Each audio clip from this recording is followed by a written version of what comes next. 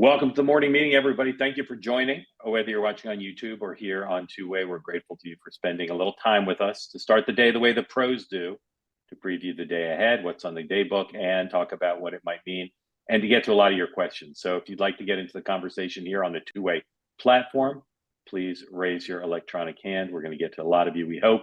And if you're watching on YouTube and you want to be on this platform, you can go to our website and sign up to be notified of these events, or you can sign up for my Substack, are the two best ways right now to be informed about how to be part of this. Daybook today, primetime battle between the presidential nominees. 8 Eastern, Vice President Harris and her running mate, Tim Walz, are in Phoenix for a rally, 8 Eastern, and Donald Trump at 10 Eastern in Bozeman, Montana. Be curious to see which of them get live cable coverage on a Friday night. So stand by for that. And then nothing for Vance, nothing for President Biden. But they did announce this morning that he and the vice president are doing an event on lowering costs for consumers next week. We'll talk about that. Doug Emhoff remains in France, nothing for the First Lady. And there's a bunch of great Olympic events you can see in the day book. So we always try to be forward-looking here. Yesterday's press conference opens the door to our first topic today, which is, can Donald Trump drive a message? There were times in the press conference yesterday he was right on point, talking about the economy and immigration and national security. And there were times when he talked about a bunch of stuff he's not supposed to talk about. So my view is that this election comes down to whether she can be defined effectively. That's not a new thought, but I think he saw that yesterday. He made an attempt to define her. And again, if you take his greatest moments, he probably did. But Tim, I think Democrats would be happy with him having a press conference every day if he stays at that level. And that's about as disciplined and focused as he can be. So what say you, Tim Hogan? Well, look, I think if you took about 10% of that press conference and spliced it together, maybe he is staying on message. But then to your point, at other points, he's talking about crowd size and whether MLK's crowds were bigger, talking about election denialism, again, going back to some comments saying, well, people only like her because she's a woman. That's why her polls are going up, or wading into the Black and Indian controversy. I mean, there's so much there that is off message that it will, particularly for the press, will continue to be, there is something to pick there that is an outrage generating headline that defines that press conference. And I think that the problem is here, and Sean, you probably know infinitely better than me, I am not sure he knows the difference, right? I am not sure Trump knows when he's waiting. I'm sure he does. I'm sure he doesn't. Yeah. So that's the difficulty. Yes, do a press conference today, please. Yeah. Sean, he's a mess. He's what? He's a mess. I mean, I literally think that's the best he can do. And given the filter, the press is never going to cover that. Now, some of it will break through, but do you think that's as good as he can do? And is that good enough?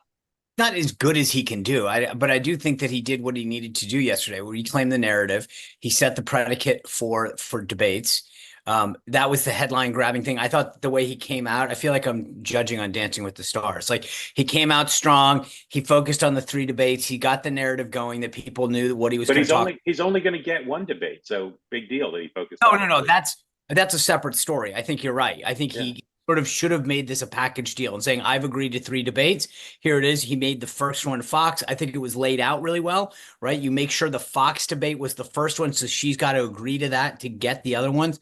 But that's another story. I think they came out strong. And then I think he also, by going 62 minutes, 37 questions, basically made the press try to draw that contrast. I can take questions. I can go for, I can, hang with you guys for the longest. She can barely do a one-off question, unscripted. I do agree. I think there was a bunch of times he said security, safety, and jobs. And I was like, okay, perfect. Just stay right there. Stay right there. That's exactly what we wanted you to talk about: security, safety, and jobs. And then again, veered off on a bunch of issues that I don't think were as focused. But, at the end of the day, I also look at some of the things that we were worried about yesterday when we talked about the call. He never mentioned Tim Walz. He never mentioned his record. Of all of the things that he could have said about the vice president, he didn't get into a lot of stuff that I was kind of going, please keep your guardrails up. So net, I think he did what he had to do. So anyway, I think that if they can drive off of that in the next couple of days, then that's great. Okay. So they just announced this morning the Biden-Harris event next week in Maryland. He's obviously going to have a role at the convention.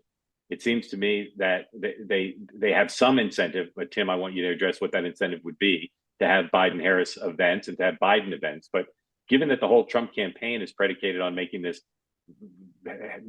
Trump Vance versus Biden-Harris rather than Biden-Walz, why would the Democrats play into that by doing Biden-Harris events? Well, I think there is a ton of goodwill in the Democratic base, but also among some independents and among some folks who have swung to become Harris voters, that the Democrats were the first party where, with President Biden choosing to step down, and recognizing that decision as a huge decision, as an important decision, as a reset of the race. I don't think the threat that people are going to look at an event or two that they do and say, well, oh, this is just the past. You can't go back. There is no going back to that frame. Like, now, is that going to rile Trump up and he'll tweet about it?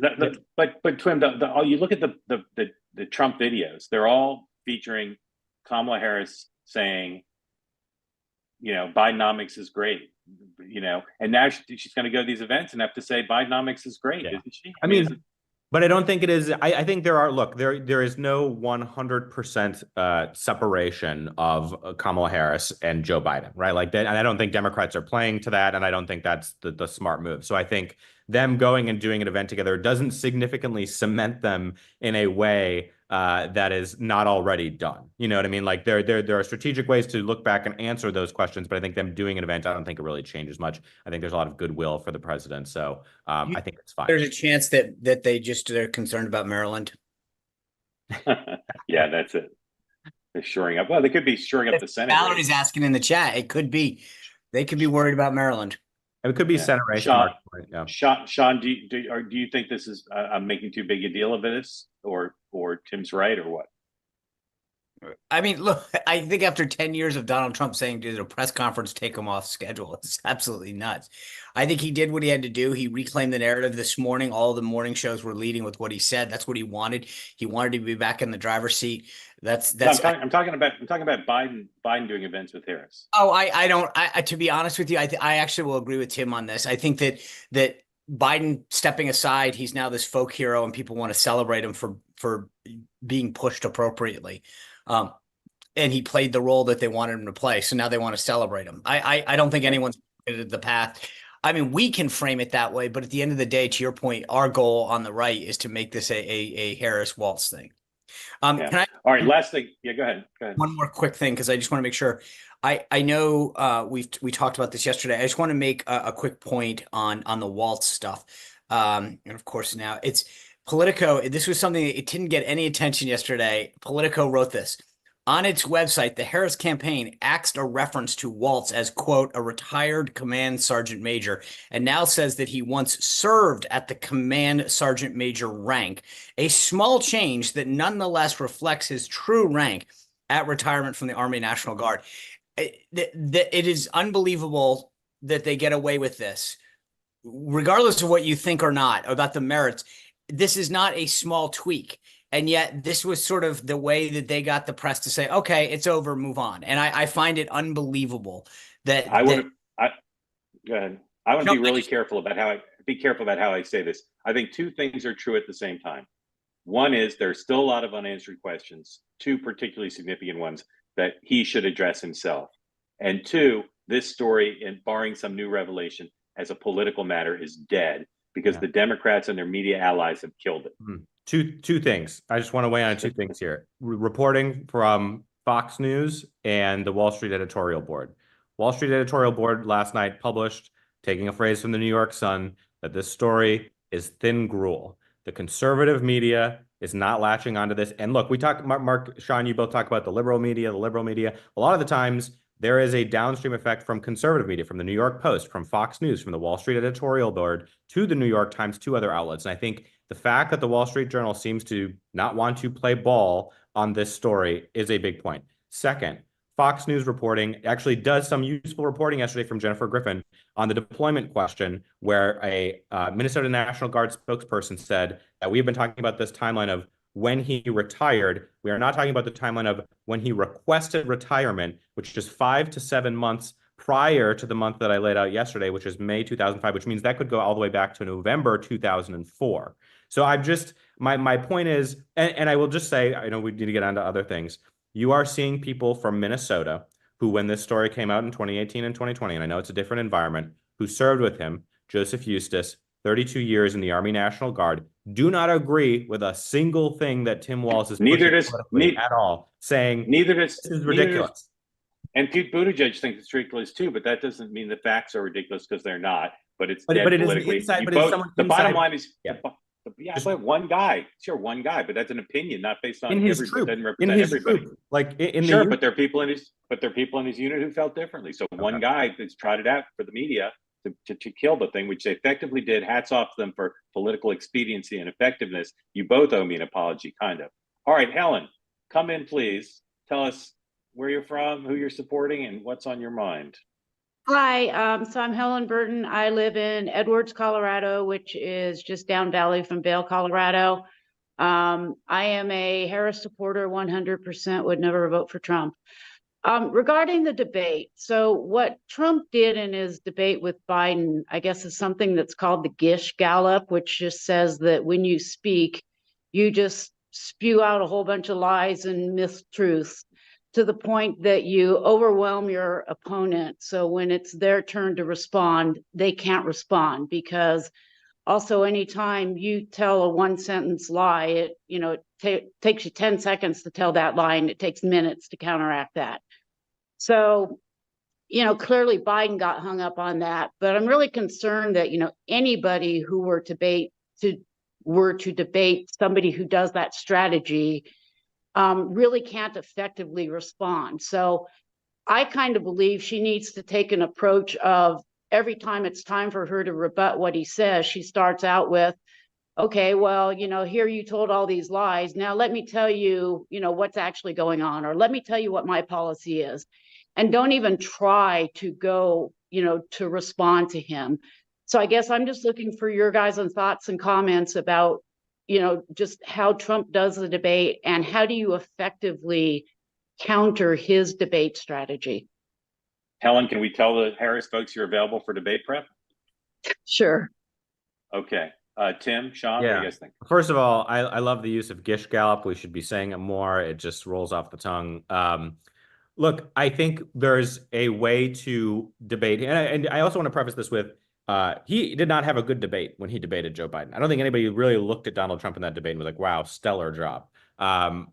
So, walking into this next debate with Harris, I think he is in a load of trouble. I know he needs to ask for them because he feels like the trajectory is going the wrong direction.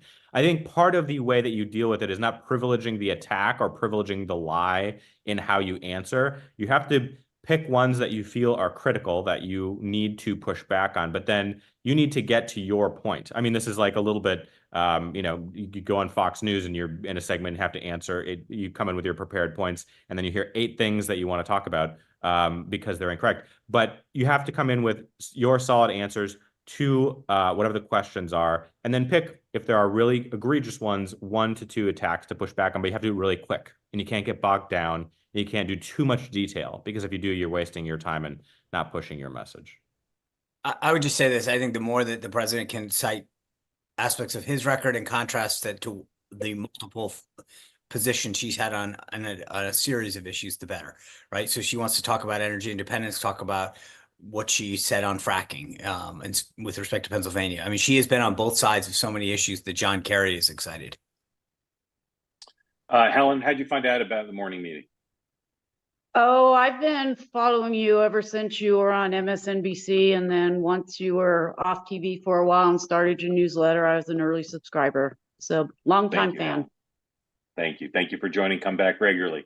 All right. Let me just ask, guys, do we have the ad, the new Harris ad? If we do, I'd love to play it for everybody. While we wait to see if we have that, let's bring in Luke. Luke, come on in. Tell us where you're from. Oh, wait a minute. Stand by, Luke. All right, let's take the ad full. This is a new Harris ad, which Punchbowl says is on in Philadelphia. I just want to get Tim and Sean's view of this. Kamala Harris has spent decades fighting violent crime. As a border state prosecutor, she took on drug cartels and jailed gang members for smuggling weapons and drugs across the border.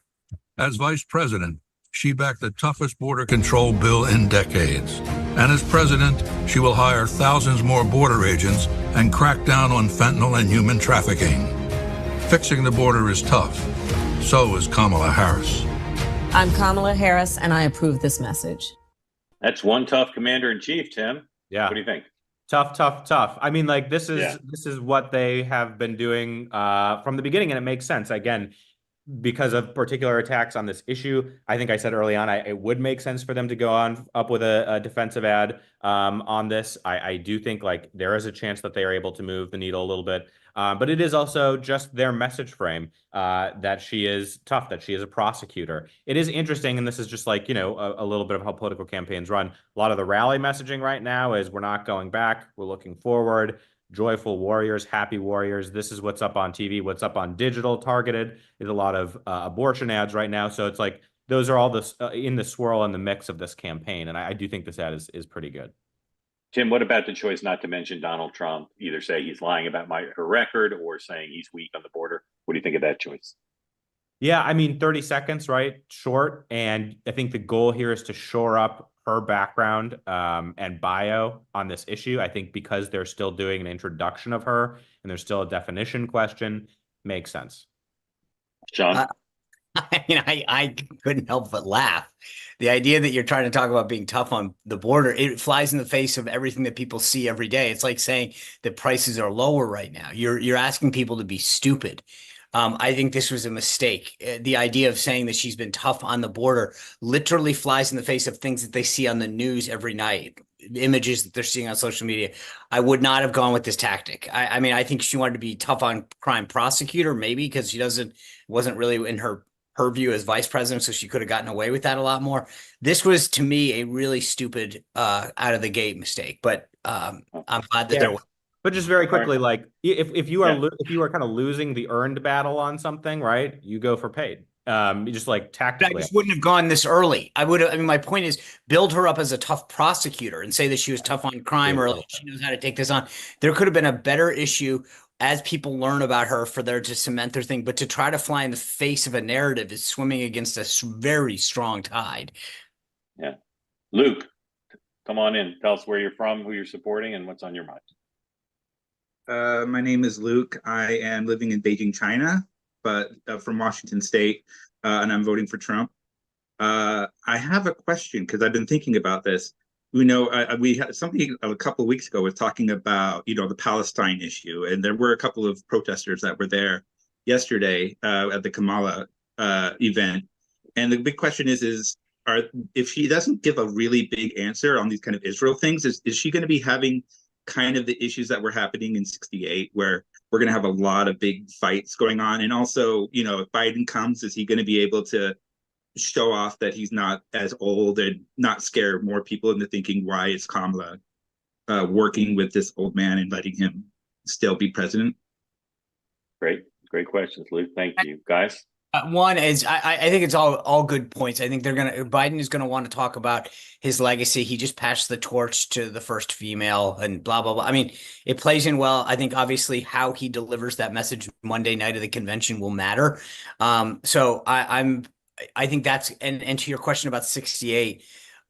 Look, I think this is a big question. What happens outside the convention and how much coverage it gets is going to be really interesting to say. One last thing on the ad, and I noticed it in the chat, and I'm glad that some people brought it up.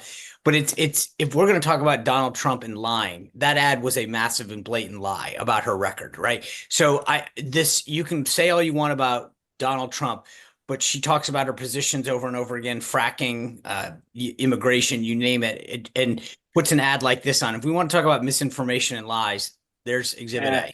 And the scheme of political ads, there weren't that many lies in that one.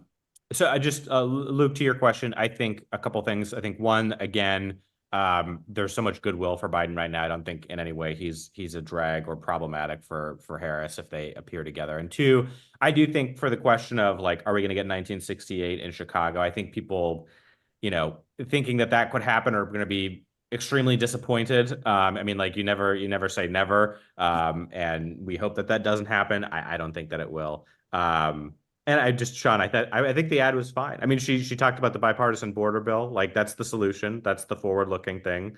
I don't see any lie there. Tim, are you gonna be in Chicago, Tim? I will be in Chicago. Yeah. Do you want to borrow one of my gas masks? You're not worried. You know what? Need I've it. gotten to All a right. point where, Mark, I should buy my own. So I'll just, Yeah. I'll do that. Okay. Hey, Luke, unmute again and tell us how you found about the morning meeting all the way in Beijing, China. Oh, I was hate watching all the people who are having a lot of problems with what was happening with the President Biden after he failed so miserably in the debates, and just kind of seeing the miserable faces that were on them. And your Joe just came up. So okay, thank you, man. Spread the word in Beijing. I recommend the duck. Luke, thank you. Salib, is that pronounced correctly? Well, actually, my name is Joe. I'm not really sure why it's displaying that way, but all right. Good morning. And Joe, good morning. Thank you so much. Tell us thank you. Tell us where you're from, who you're supporting, and what's on your mind. I'm from Florida. I'm strongly considering writing in a candidate. But gun to my head, if I had to pick between the two, I can't afford another 4 years like we've had. So I would have to lean towards Trump. I just want to say, Mark, I love your appearances on Megyn Kelly, and I hope you do more of them. And it's a great honor for me it's more up to Megyn than it is to me, but thank you. But it is a great honor for me to be breathing in the same airwaves as Mr. Spicer as well. I've been following him for a long time. Thank you. I just want to make 2 points if I can. You remind me how we're cousins. What's that? And how are we related then? Well, maybe if you do Ancestry.com, you'll find out. You'd be surprised. I think Republicans need to drop this whole thing about Kamala Harris being installed. To my mind, as an independent, I think the Republican primaries were a coronation for Trump. I think he was crowned 2 years before the process started. I think the RNC put their thumb on the scale. They shut out people like Larry Elder, and yet somehow had people like Asa Hutchinson up on the stage. They never forced Trump to debate. They never put any pressure on him. And even conservative influencers like Charlie Kirk were advocating for all the candidates to drop out before Iowa and just endorse Trump. And in fairness, President Biden all but resigned the presidency. Had he resigned the presidency, Kamala Harris would be the incumbent president and the presumptive nominee. So I don't think I know it was kind of crazy to watch Schumer say it was grassroots from the bottom up and all that, but I just don't think it gets him anything to be going on this line of attack. The second point, Jim. The second point in relation to yesterday, I think Trump needs to be converting people. And I don't think he converted anyone between his appearance at the Black Journalist Conference. In my opinion, he blew opportunities to straighten out the record. 8 years later, he can't even quote his own words at Charlottesville. I think, precision matters, and it's not his strong suit. So, Joe, why aren't you voting for Trump, Joe? I didn't say I'm not. Well, why aren't you? Oh, you said you might, but you said you might write somebody in. Why aren't you an automatic Trump voter under the circumstances? Well, I think it's a lose-lose situation. I think if Trump wins, I don't know what the country is going to look like 4 years from now. I think another Republican to succeed him is going to be completely unpalatable, because at that point, we would have had 12 years of Trump. And if he loses, I'm very concerned about the direction of the country. Joe, thank you. Thank you, Joe. Sure. Don't mean to cut you off. I want to get some other folks in. Thank you. Appreciate you joining. Tyler, unmute. Go ahead, please. Real quick, I would just say to Joe's point, I agree with you. Process, I've said this over and over again for those who've been following, process does not get votes. No one cares. It sucks that he got pushed out, blah, blah, blah, blah, blah, but no one's voting on process. They're voting about whether you can make your life better or not, the country safer better than not, et cetera. And your candidate talked a ton about it yesterday at his press conference. Can you guys hear me? Tyler. Yes, sir. Go ahead. Okay. I live up in northern Indiana, so kind of in that Ohio, Michigan media market. cried in my dorm room, I think, when Mitt Romney lost, but when John Kasich left the party or lost in 2016, I think that was the last Republican I found palatable to vote for. So voted for Hillary in 2016, Biden in 2020. I think this year I was going to either write a name in or leave it blank. I couldn't find voting for Biden in the state he was in kind of palatable to vote for. But I think with the Harris Walz ticket, super, super excited. I mean, went from watching the debates and like praying that he wouldn't stumble over every next word to now some of these like the mini issues that come up, like the Master Chief Sergeant or what the ranks were. I just feel like the level at which the issues that we can complain about the ticket have really dropped down. I'm just curious with your guys' insight, if you think if in a month or so, if Harris is still leading by 2 or 3 points in a lot of the swing states, if Trump might dump Chris LaCivita and Susie, or if you think he'll do kind of a shakeup like he did in 2016.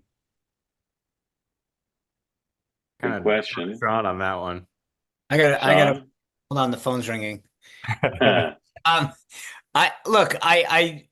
one of the things that I will always say about Trump is don't ever say he won't do something. I don't know that a 2 or 3 point poll would shake him, but you saw yesterday, it was when that tweet came out where it said, or the truth, whatever it was, saying I'm doing a press conference today. That's Trump. He did it. He said, I want to have I can't say I have any insight in that particular, but I bet I've seen that movie. He gets into a point where he says, I want to do something today to shake up the narrative. Here's what's happening. I had it happen in the White House. So we're going to do a press conference today. I'm like, okay. And so to the extent that he says we need a shakeup and I'm going to talk to so-and-so or somebody comes in, this is where I wouldn't be shocked if it's additive at some point. I think by large margins, most people, even if you read that there's a story with Anita Dunn today in Politico, give LaCivita and Susie a lot of credit for the things that they've done. So if anything, I would see more of an additive thing. But right now, I don't see that. I never rule out anything with Trump is probably the best way to put it. Okay. Yeah. Tyler, thank you, man. Thank you for the question. Sam, go ahead, please. Hey, thanks for having me on, Mark. Appreciate it. And been enjoying the show since I was experiencing some Schadenfreude after the Joe Biden collapse. I'm in Texas. I'm leaning heavily towards Trump. And I'm actually a Californian. I'm natively from California, and I moved to Texas a couple of years ago. So I'm a refugee here. I think the reason I actually got on the call, I was watching on YouTube Live, and I actually got on the call after I listened to that ad because it just seems so insulting to anyone that's been paying attention for at least the past 3 months and beyond. It just seems so insulting to try and convince voters that Kamala Harris is all of a sudden this tough on the border person, where, really what stands out to me as an average voter is the huge failure at the border, living in 2 border states over the past 20 years. So yeah, I just wanted to share that point of view. And then secondly, I think people have overestimated the degree to which Black voters have swung back towards the Democratic Party. I think, to the people in my life and the Black folks in my life, it comes down to the economy. The cost of living has just gone through the roof to the point that a big part of the reason I moved to Texas is economic. I'm a millennial. I'm starting a family, buying a home. I've got 2 kids now, 2 young kids. And to me, it just comes down to that. And I get the fact that a lot of people are turned off by Trump's behavior, tweets, and all of that kind of thing. But at the end of the day, like the only thing I care about more than anything is taking care of my kids and putting food on the table and a positive economic outlook for them. Sam, on your circle, Sam, that's awesome. Has it did it switch at all? Like, did they come over, do you think, to Trump, or were they always there? There was a lot of quiet Trump support. I'll speak to like my family. I was the first one in 2020 to, in a public setting say, hey, I think I'm gonna go for the orange guy. And there was always this presumption that he's a racist, he's this and he's that. And I actually started watching full rallies from top to bottom. and listening to the things he said. And it really opened my mind. I started sending, anytime a rally came on, I'd send it to my brother and friends of mine. And we started just listening to what he was saying. And as bombastic as it is, if you just kind of went into the inside track of those extreme crazy things he says, it made a lot of sense. And if you listen to the economic arguments he was making through the 80s and the 90s, it made total sense. He seems far more reasonable when you actually listen to the core message that he's had over the past, few decades. He's actually been very, very consistent. But the dressing is obviously sometimes a little difficult to take for a lot of people. Yeah, Sam, thank you. Really appreciate it. How old are your kids? 6 and 1.5. Awesome. Thank you for participating. Hope you'll come back regularly.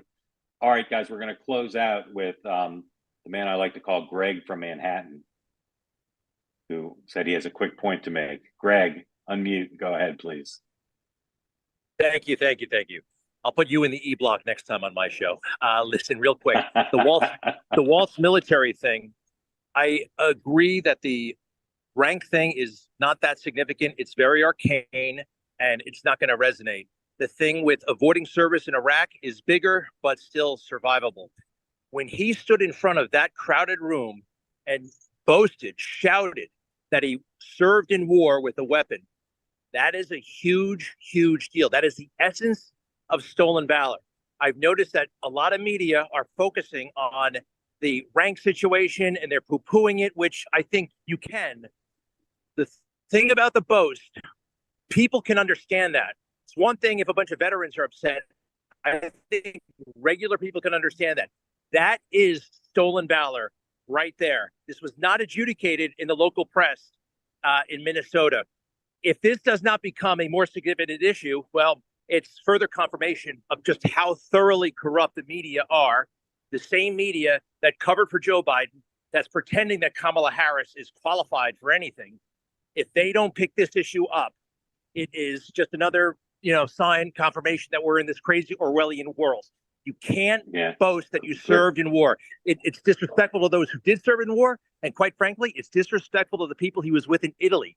It's dangerous being in the military, even in peacetime. But he's saying that's not good enough. People can understand that there might be other examples of it, and it deserves to be a huge issue right now. Greg, I have to say, just journalistically, I still put that one third of the three, but everybody can have their own view, and I have deference to those who have served, but just journalistically, I put that one third. Tim, go ahead. No, that was the point I was going to make. I think of the three, that would be the third. He never said he served in war. He said he carried a weapon. If you listen to the quote again, I understand people hear it a different way, but it is what it is. I'm not worried about that. Yeah. All right, Greg, thank you, man. I look forward to being on in the E-block. Real quick, ahead, shout out to Greg Kelly for his service. The guy knows how to land a plane on a carrier, so that gives you a level of qualification that's worth noting. One other quick thing that I just want to throw this out there because it came up in some discussions I have, and I'm being serious about this. I'm not making it an issue, but there are some questions about his overuse of the word coach. And that people saying that he was presenting himself as a winning coach that took the state to the championship. I didn't know this until I looked into it because I said, what are you talking about? That he was the defensive coordinator. I just throw this out there because I know you're laughing, okay? But you guys dismiss. No, go for it. Go for it. Make your coach point, John. Then let's have this debate. I was going to give you the winning lottery tickets too, but no Powerball numbers for you. All right. We ran over. Apologies to the affiliates. Apologies to those of you who have work to get to. Grateful to you for making time. We'll be back Monday morning, 9 a.m. Eastern time for the morning meeting. I may be back later for one of my random unnamed specials. I may do something tonight. Don't know yet. We'll have to see what goes on with the news. If not, I'll be back Monday as well. But we appreciate you making time. Got in a bunch of you. We always want to get in more. Thank you for those with the hands up and those who participated. Have a great day. And if we don't see you later, a great weekend. And we'll see you Monday morning. Same bad time, same bad channel. Morning meeting. Goodbye.